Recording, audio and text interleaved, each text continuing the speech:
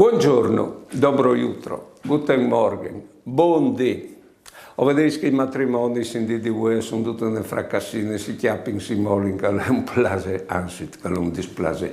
Boh, io così vedranno non vorrei impacciarmi, ma mi dicono che tanti svolti e sono i genitori di una banda o di che altre che si impacciano in masse dentro al matrimonio.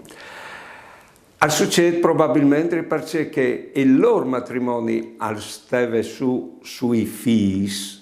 Ecco, di modo che quando si sposano, uno non è più figlio, è l'uomo di una femmina e io non è più figlio, è la femmina di un uomo.